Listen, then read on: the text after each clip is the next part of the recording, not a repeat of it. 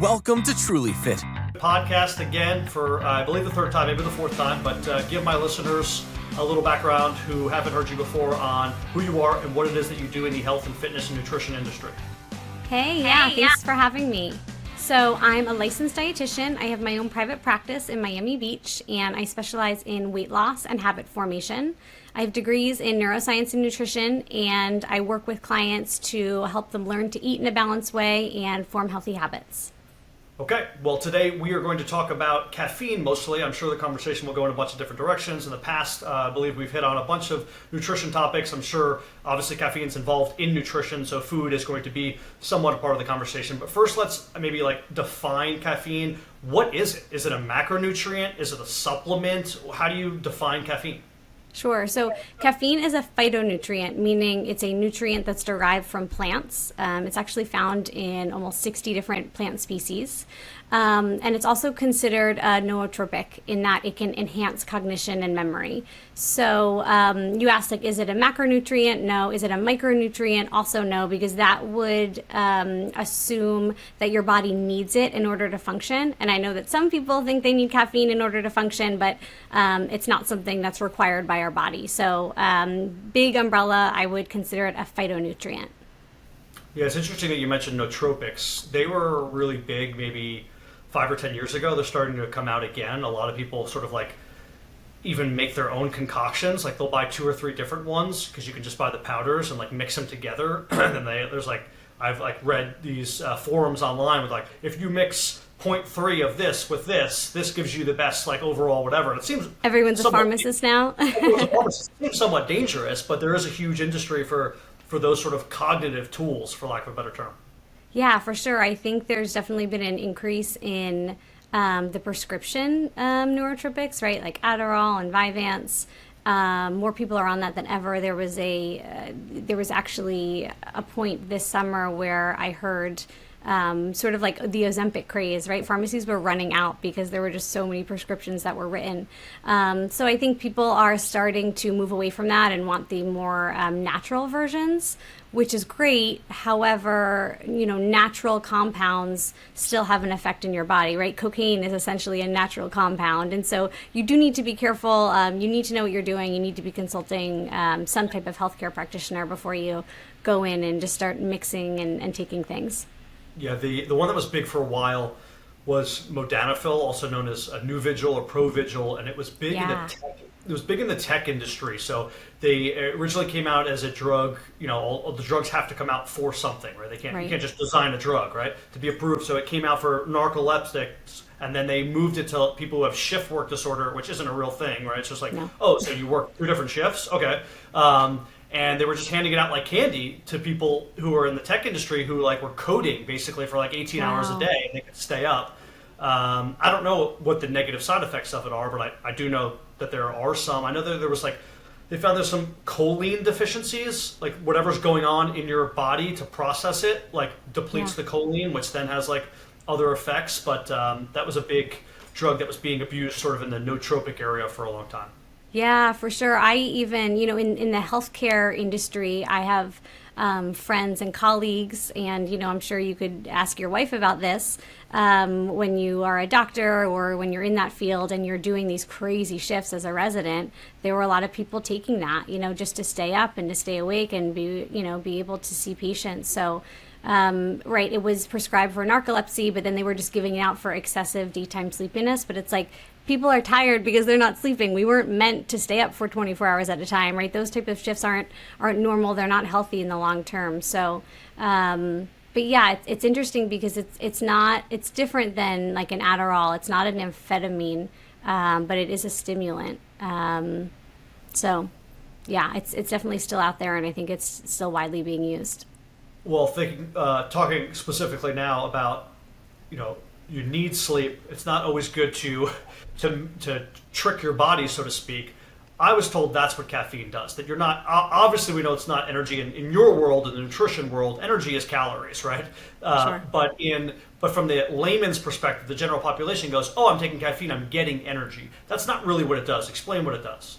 No, so it's actually working on your adenosine receptors in your brain, and it's blocking adenosine from binding to the receptor. Adenosine causes sleepiness, so it is preventing you from feeling sleepy in the short term, but that those adenosine molecules are going to build up over time, and that's why if you've ever, been studying for finals or been living on caffeine, you can only do it for so long, and then you're exhausted, you're whomped, because all of that, the adenosine molecules build up, and you're tired. So it's definitely not creating energy. It's preventing you in the short term from feeling tired. But there are no shortcuts. So it's just going to come back to bite you, and you're going to be even more sleepy later on.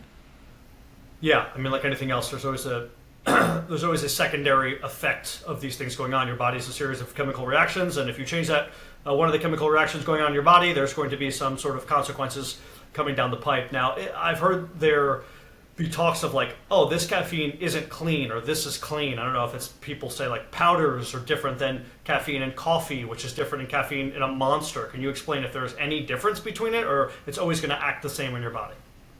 For sure. I just want to go back to the previous question for a second. So we talked about how caffeine works on the adenosine receptors in your brain, but it's also working in your body. So in your body, it is going to stimulate the release of epinephrine or adrenaline from our adrenal glands. And those adrenal glands, when they release epinephrine, that's actually going to raise our blood sugar. And I think this is really important for your listeners to note, because even if you're drinking your coffee black, the caffeine is still in the short term going to raise your blood sugar. It's going to raise your stress hormones. And so it's something to be aware of. I think, again, in the mindset of there are no shortcuts, you also can't live on caffeine because it's going to spike your blood sugar. It's going to spike your insulin. So, it's really about approaching everything in a balanced way. So just wanted to put that out there, that it not only is working on your brain, but it is having an impact on your body, on your metabolism as well. Well, two questions, and then we'll get back to the sort of dirty or clean caffeine question. Yeah. Just to say from what you just said.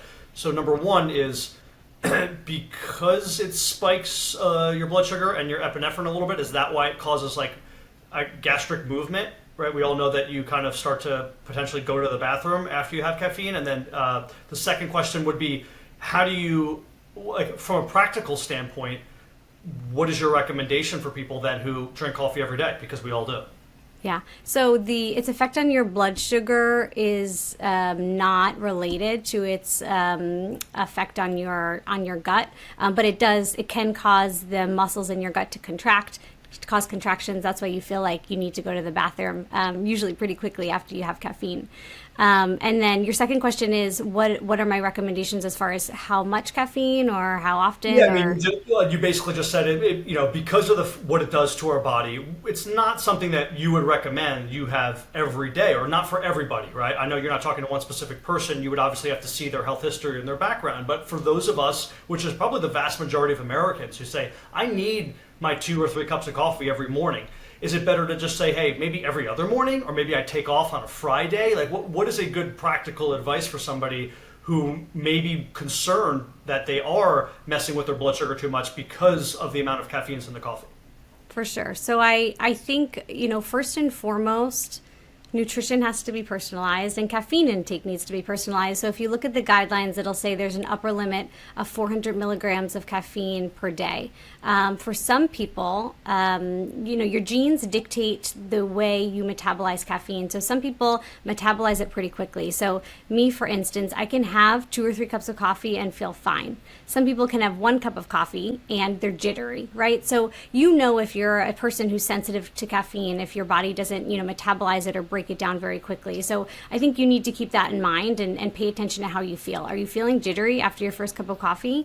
Well, you shouldn't have that second. Are you feeling perfectly fine? Well, then you're in good shape. You can maybe have that second cup of coffee. So the other thing I would recommend is, everyone, I think in nutrition says like, is this good or bad? And it's not necessarily the what, it's the how. So it's not, is caffeine good or bad? It's how are you consuming it? So I recommend that my clients consume coffee with a fat.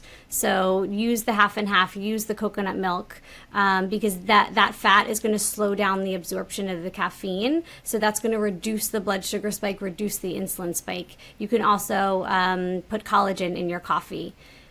Another good idea, because the protein in the collagen is going to slow down the absorption of the caffeine. Trying not to have coffee on an empty stomach, definitely not having coffee with sugar in it, and definitely not eating coffee with a sweet. I think it's very common to pair it with a pastry, but even black coffee is going to spike your coffee. So that if you then pair that with a big donut, your blood sugar is going to go through the roof. So it's more about how you drink your coffee, doing it in a way that's going to reduce the caffeine spike. I also recommend trying half calf or trying decaf coffee. I know some people feel like they really need the caffeine, and we can get into this a little bit later, but I oftentimes think it's a habit, right? People are used to having that cup in the morning, and if you switch to half calf, sometimes the placebo effect kicks in, and you don't even miss the caffeine as much as you thought you would. Yeah, I notice a lot of times in the morning, I shouldn't say a lot of times, maybe once every 2 or 3 weeks, I will have something to do earlier that I can drink my coffee. Right, so the typical process for somebody is you wake up and you make coffee, or maybe you have your coffee on a timer, something to that extent, right? Drink a few cups of coffee, then you get on with your day. But here and there, I either have a client that requests maybe late at night, hey, can we work out at 5 a.m. or something, right? And so I will then train them.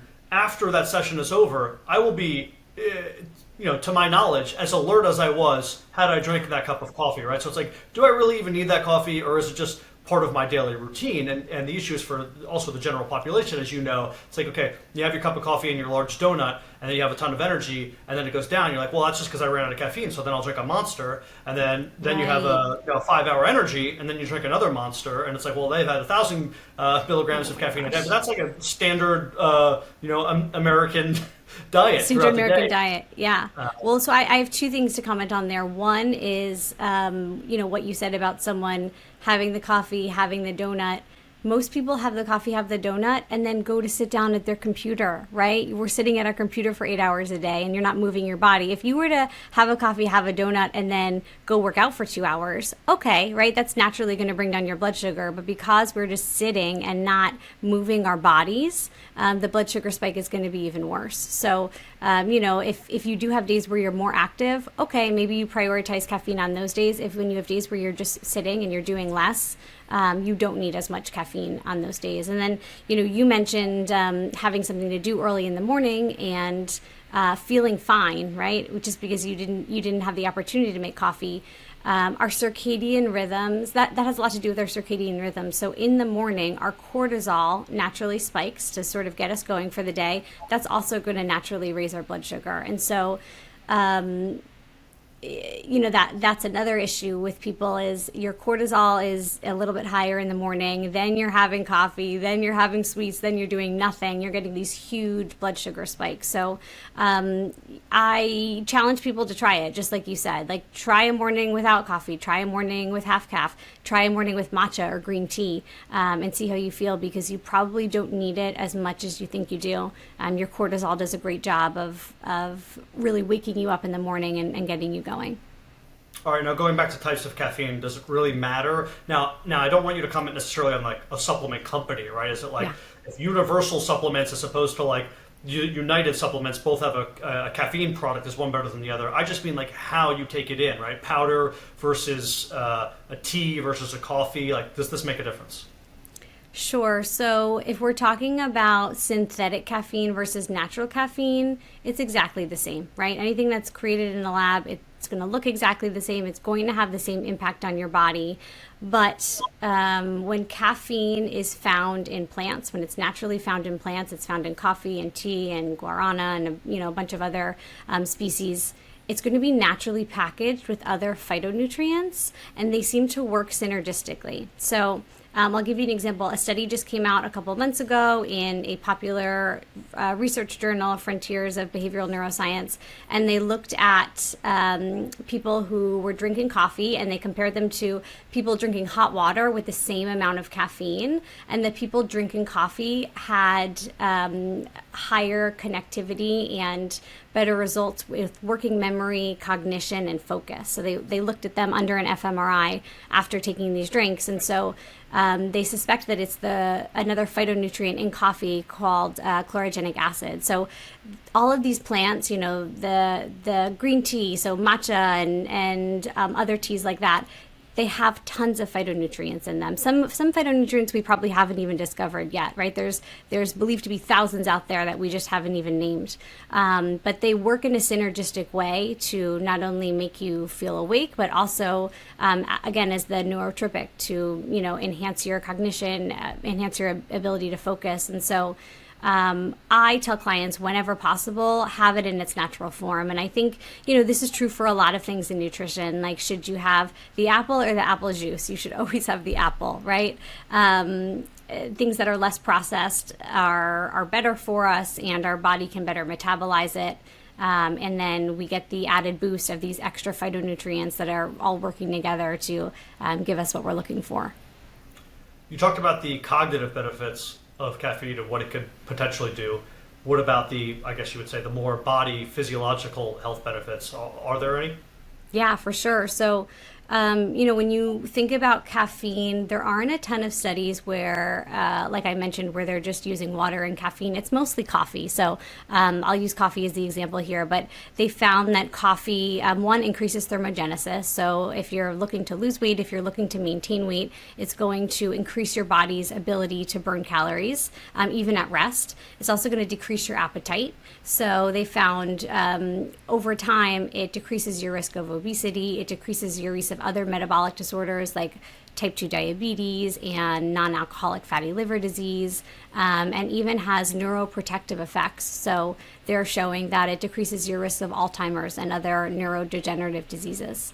And so, all of this in moderation. Like you had mentioned the person who's maybe taking 1,000 milligrams of caffeine. We definitely don't want to get that high. The upper limit is 400. I recommend between 200 and 300 for clients, but again, that's depending upon their bodies. If you do one of those, even one of those at-home tests, I did Everlywell, the at-home. It's like an ancestry, but it's also genetic testing. They can actually tell you if you have certain genes that metabolize caffeine well. But I think most people know, right? If you're the type of person who feels super jittery and crappy after one cup of coffee. If you're someone who can have 2, 3, 4 cups and you're fine. So definitely listen to your body and do it in moderation. But there are definitely a lot of health benefits there too. I wonder if there's also, when you were talking about testing, like the ability, I'm sure there is somewhere, to test the amount of caffeine. I don't always trust it in particular items, in either direction, right? Whether it's high or low. I have a sense sometimes when I'll drink a coffee and my body feels a certain way, I might buy a new brand or have an energy drink where it's supposed to only have 150 milligrams of caffeine, but I look at it and I'm like, no way, this has 150. Like I'm like, my arms are shaking right now. This must have like 400. So I do wonder if there's a way to test that, because I don't know how accurate these things are. I know that these there are obviously, these drinks have to go through some sort of FDA protocol, and so does coffee. But how do we even know that each time you brew coffee, whether it is and I don't know if you have the answer to this, obviously, but like the heat of the water at that particular time and whatever else was in with the coffee, like there's no way the caffeine can be the same amount every time. No, it's definitely a range. And you bring up a good point with the coffee.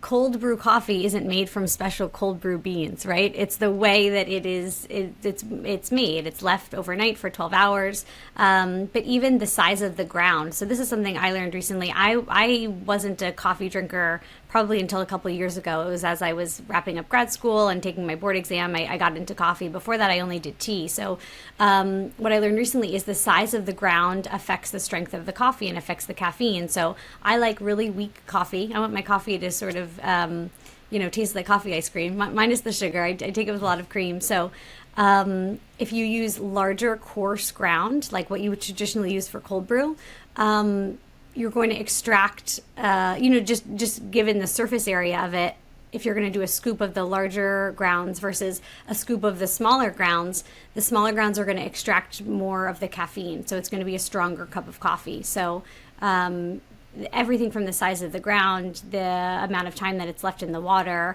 is all going to affect that. So it is good for people to be curious. And when it comes down to FDA regulations and guidelines, companies get a lot of leeway with nutrition labels. They do, even with calories.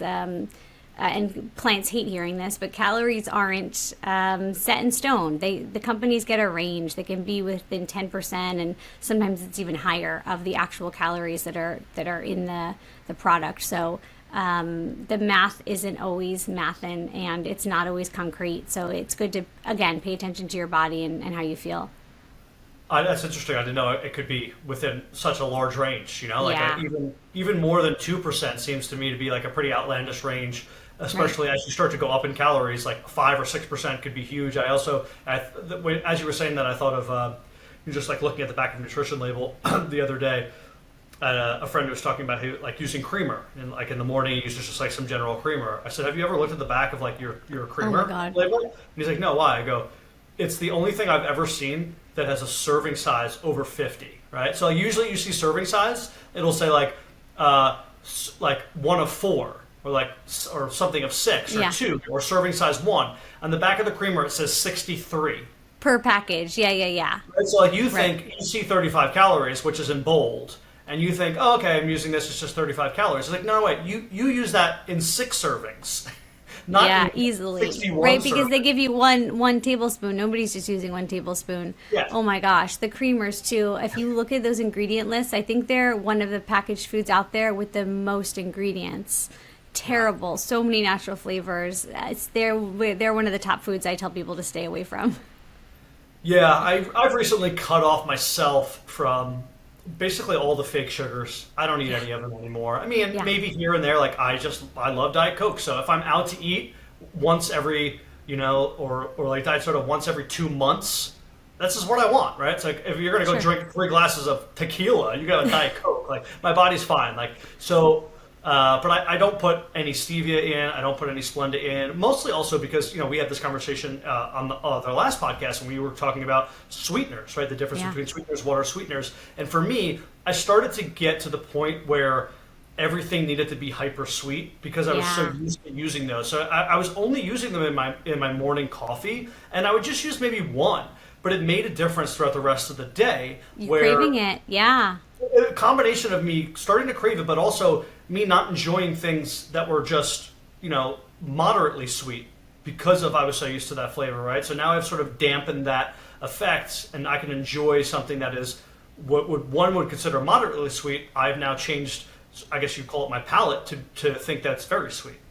For sure, yeah. And so, and similar to my recommendation to caffeine, adding a type of milk that has a fat in it, like coconut milk or half and half or heavy cream, because that's going to prevent the absorption of caffeine from happening too quickly. It's going to slow the absorption.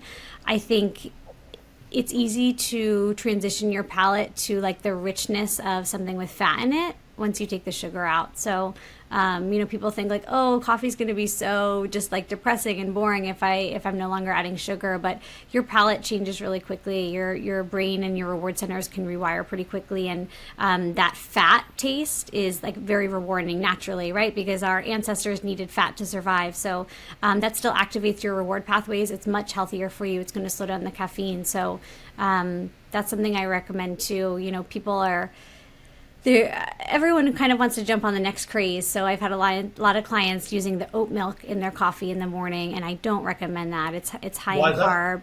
It's higher in carbs than any other milk out there, and a lot of times it's sweetened. And again, we talked about the blood sugar spike. That's only going to make it worse. So I don't recommend oat milk. All right, so rank. Let's go ahead. Let's take calories out of this. Right? Let's go ahead and say you're not concerned with calories per se. That doesn't mean you're not concerned with blood sugar. It doesn't mean you're not concerned with a particular type of macronutrient. But forget about calories. Rank order the milks. If someone doesn't actually care about the taste, what would you put into a coffee? Like as far as health goes. Almond milk, oat milk, whole milk, skim milk. creamer.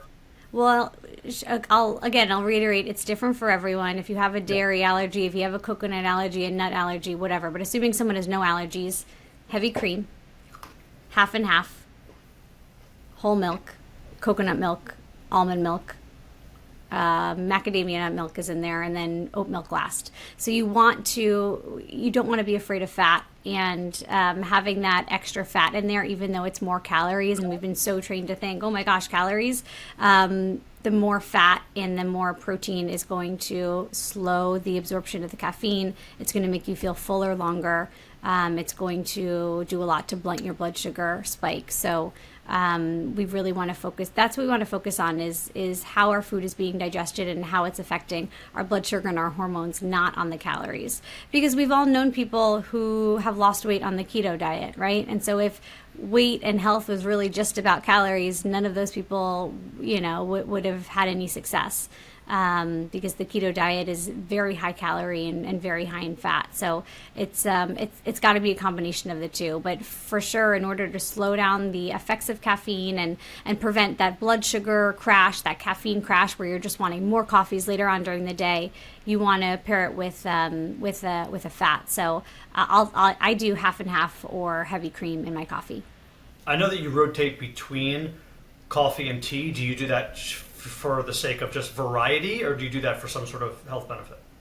Yeah, for both. So, we talked about phytonutrients. Both coffee and teas have a ton of phytonutrients, so it's good to switch it up. But I typically have coffee first thing in the morning, and then if I have anything after that, or like this afternoon, I am drinking a matcha because it is less caffeine, and one of the amino acids in matcha is L-theanine, and that actually helps you feel calm and focused, which is what you want. So I typically will rely more on teas when I don't need that, stimulation first thing in the morning, because even without the caffeine, there's a ton of health benefits, a ton of phytonutrients. So always good to switch it up, and typically you can assume that tea is going to have about half the strength of caffeine as coffee does. So if a cup of coffee has 100 milligrams, green tea is going to have between 30 and 60 milligrams. Again, there's a range.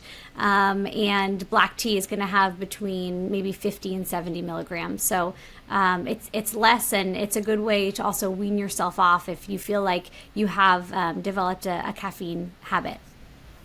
Well, let's finish on that.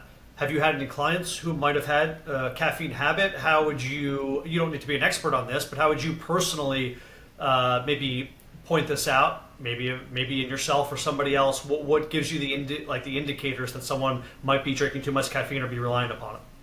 Yeah, if you are drinking 2 cups of coffee or the equivalent and you're still feeling tired, there's a problem. And you really need to give your body a chance to reset. So, I've had clients come to me who can't understand why they're not losing weight because all they do all day is drink coffee. But again, it's not just about calories, it's about hormones. And if you're living on caffeine, it's going to increase your insulin. It's going to throw all of your hormones off. So it's not something you want to do. So really, paying attention to your body and paying attention to how you feel. Caffeine is a stimulant. If you notice after 2 cups that you're not feeling awake, you have a problem, and you definitely need to take a break and give your body a chance to reset. This has been fantastic information. As usual, why don't you give my listeners a link to where they can find all of your information. Let's give them your Instagram, and then maybe where they can reach out to you directly, to an email or to your business website.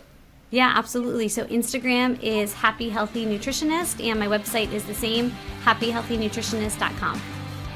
My guest today has been Rebecca Washuta. Thank you so much for joining the TrulyFit podcast. Thank you.